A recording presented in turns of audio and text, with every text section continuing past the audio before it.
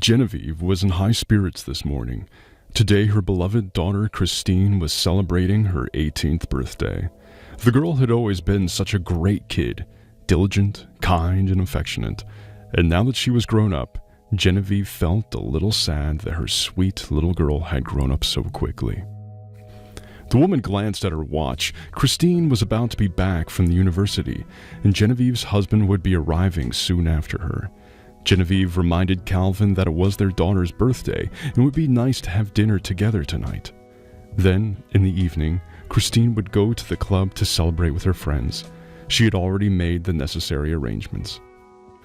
Genevieve smiled and opened a box with golden jewelry, a bracelet, earrings, and a chain with a beautiful pendant. They were going to give it all to their daughter at dinner. The woman looked around the clean, fashionably furnished apartment with pleasure and sighed happily. After all, her life had turned out so well. She was only 38 and already had a family, children, financial stability, and well-being. Calvin works at an IT company and is making good money. Frankly, everything they had now was earned by Calvin. Genevieve wasn't wrong to marry him after all. At first, they lived in a small town, but then, after their daughter was born, things began to change for the better. Calvin got a promotion and was transferred to the head office in the big city where they now lived, and here he was able to build a successful career. Genevieve herself had never worked a day in her life. Well, she had a college degree as a teacher, but she never really needed her diploma, except to show off sometimes, but nothing else. To make her mood even better, Genevieve turned on the music and lounged on the couch, closing her eyes. Life is a wonderful thing, though. Genevieve thought about her daughter again. About 6 months ago, Christine had announced that she was invited to join a modeling agency, but Calvin did not want to even listen to her and told her that he would not accept it under any circumstances. "There shouldn't be any models in my family. You should be doing more serious things, my dear, and not just walking half naked on a catwalk in front of men," her father said sternly. "Calvin," exclaimed Genevieve, "how can you say such a thing to a girl?" "I have said all the right things. Let her think about it," Calvin interrupted his wife, "and don't you dare indulge her like you always do." When her father left, Christine cried. She was really invited to participate in the lingerie fashion show, and Genevieve didn't see any harm in that. But her father had a different opinion. Because of her father, Christine had to turn down a great opportunity, but she dreamed of being self-sufficient so much. "Sweetheart, you're not even 18 yet," her mother consoled her. "Your daddy still doesn't realize that you are now grown up. Don't be mad at him. You know he was raised in a strict professorial family. His grandmother is still revered for her contributions to the field of medicine, and your grandfather was a famous scientist." "Mom," the daughter interrupted her mother's speech. She had never really liked her nerdy grandmother and grandfather. "All I know is that Dad won't let me live my life the way I want." She got up and ran off to her room, and Genevieve was mad at her husband for upsetting their daughter so much for a long time. And so today she turned 18. She was all grown up now, her sweet little girl. The ring of the doorbell interrupted Genevieve's musings, and she glanced at her watch in surprise. The birthday girl came, and as usual, she'd forgotten her keys. Smiling, Genevieve hurried to open the door, but as soon as she opened the door, the affectionate smile vanished from her face. There was a skinny, short girl with black hair pulled back in a bun. The stranger reminded Genevieve of someone. Maybe she had met her before. "Are you looking for someone?" Genevieve arrogantly asked the unsightly, poorly dressed visitor. "Mom," she replied, "it's me, your daughter. Don't you recognize me?" "What?" Genevieve first gasped in indignation and then laughed nervously. "Miss, you're mistaken. I do have a daughter, but she looks nothing like you." "No, I'm not mistaken," replied the girl with a twinkle in her brown eyes. "But they made a mistake in the maternity ward. They mixed us up. I only found out about it recently." "You're talking nonsense," Genevieve raised her voice. "Leave. I don't want to hear this nonsense." Calvin, walking up the stairs, heard his wife screaming and hurried up. "What's going on here?" the husband asked his wife sternly, then looked at the girl standing in front of him. His eyebrows went up in surprise. "Who are you?" he asked. "Meet this crook, Calvin. She claims to be our daughter. She says she and Christine got mixed up in the maternity ward," said the wife. "My name is Amelia," the girl said sadly, and tears appeared in her eyes. "Ridiculous name. I would never call my daughter Amelia," Genevieve shouted. "Get the hell out of here right now, and don't you dare come back here ever again." The briefcase fell out of Calvin's weakened hands, but he immediately picked it up, then looked once more at Amelia and invited her in. "Calvin," protested Genevieve, "are you out of your mind? Don't even think about it." But Calvin took the embarrassed girl by the hand and led her into the room, and there sat her down on the sofa, taking a seat next to her without letting go of her hand.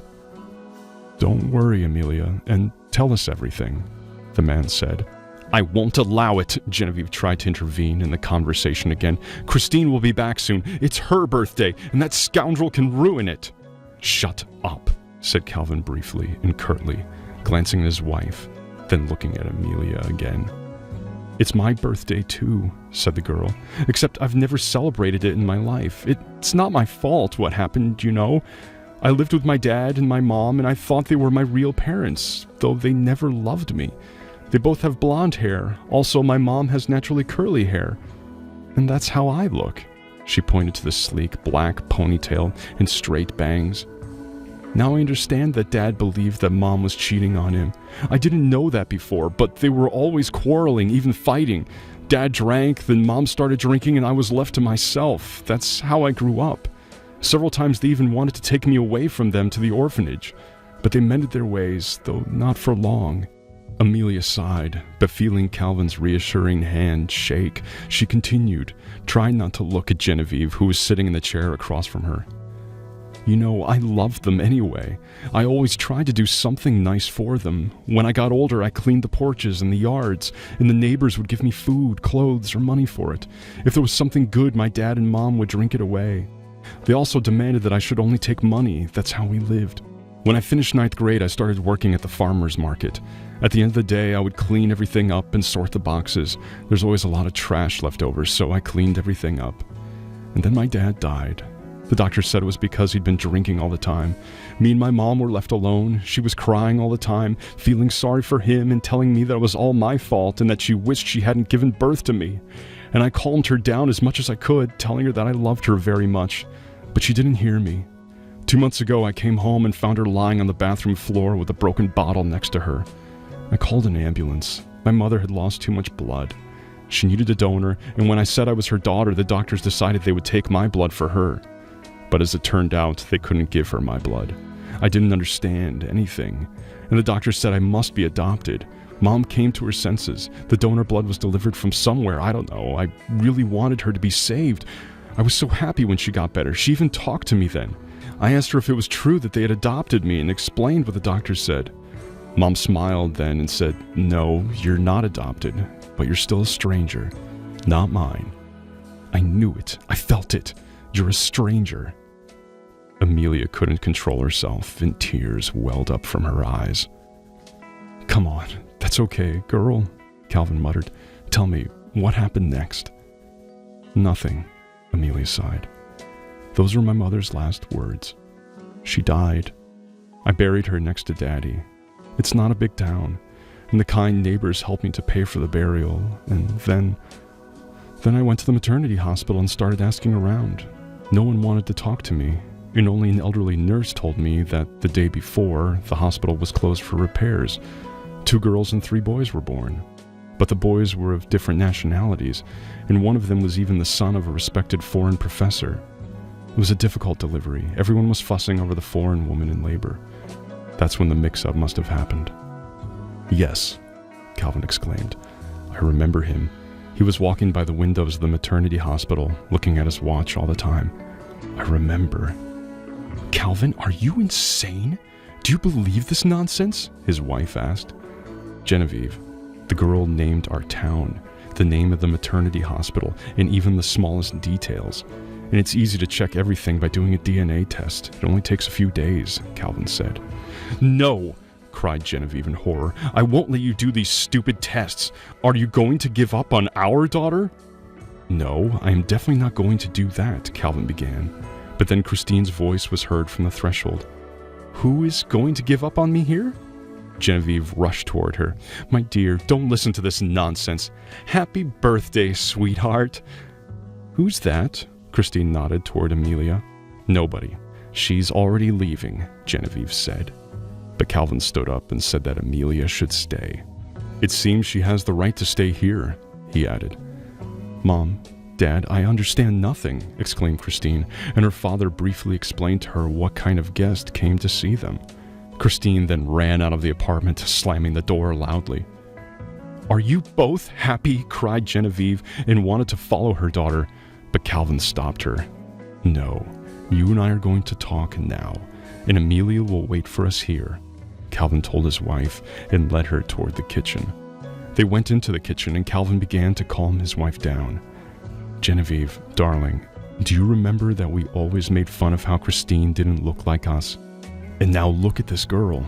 She looks just like my mother, as if she is my copy. You don't even need a DNA test, although we'll do it anyway. Look, I believe Amelia, and it's a real miracle. God has sent us one more daughter. Come on, smile. Think about that poor girl. She has been through a lot of suffering. We give Christine all we can, and we won't give up on her no matter what. But we can't give up on Amelia either. I feel she is our daughter, too." "No," Genevieve said stubbornly, rising from the chair her husband had seated her in. "That ugly person must get out of here. I will never accept her. I hate her. I only have one daughter, and unlike you, I won't betray her. She won't forgive me if I accept this scum." "Genevieve, you can't act that way. You have always indulged Christine. Because of her whims, we didn't have a second child. Think of all the tantrums she made when we told her we wanted to give her a little brother or sister." Genevieve remained silent. Calvin never found out that she had 2 abortions because she was afraid of upsetting her daughter. And now she must accept this beggar girl? No way. Genevieve rushed to the door, determined to kick Amelia out. Calvin couldn't hold her back in time, but there was no one in the room. Amelia left. "Poor girl," exclaimed Calvin. "She heard your words." "Bitch," sobbed the woman. "She ruined everything. My whole life. My happiness." 2 weeks passed. Neither wife nor daughter forgave Calvin for supporting Amelia. Genevieve had managed to convince her daughter that Amelia was just a fraud and wanted to make her life better at their expense. But one morning, Christine walked into her mother's room holding the results of a DNA test Calvin had taken. It said she was not his daughter. "Why did you do that?" exclaimed Genevieve, turning to her husband. "I just wanted to be sure about everything," he replied calmly. "Now I want to talk to both of you. You have absolutely everything, and still will have everything. But Amelia must live with us. There is enough space for everyone here. Let her occupy my room. I'm leaving, and I will never forgive you for that," the daughter shouted. The girl ran around the apartment, packing her bags. No matter how much Genevieve tried to persuade her, she wouldn't listen. When the front door closed behind her, Genevieve turned and looked at her husband with hatred. "You should leave too. I don't want to see you ever again." Calvin didn't hesitate. He calmly packed his bags, and soon the door closed behind him. And a few hours later, he stood on the doorstep of Amelia's tiny, beggarly apartment. She opened the door and widened her eyes in surprise. "I'm here to see you, daughter," he said. "Will you let me in?" "Daddy!" The girl rushed to him, crying. "Come on, don't cry. Everything will be all right now. Stop crying, darling. Now we're going to go and meet your grandmother. Her name is Abigail, and she can't wait to meet her granddaughter." Several years have passed since then. Amelia lived with and cared for Grandma Abigail, and Grandma was overjoyed to have such a helper. Christine and Genevieve never liked to visit the old lady, but she always wanted the warmth of loved ones. Amelia brightened up her old age, especially since she was indeed a younger copy of Abigail. Calvin and Amelia took a DNA test together, and the result was quite expected. They were biological father and daughter. They sold Amelia's small apartment and bought another one in a better neighborhood. Calvin made repairs there and furnished it, but Abigail wouldn't let her granddaughter go. Amelia had already finished medical college and had become her beloved grandmother's personal nurse. Several times, Calvin tried to reconcile with Genevieve, but she never forgave him and filed for divorce. She now lived alone. Christine, after working a little in a modeling agency, moved abroad and did not even call her mother. When Genevieve decided to forgive her husband, but only on one condition, that Amelia should not be in their lives, she accidentally found out that he was married to a colleague, and they were already raising a 1-year-old son, and everyone was happy, except Genevieve, who was left all alone in such a beautiful, but so empty apartment.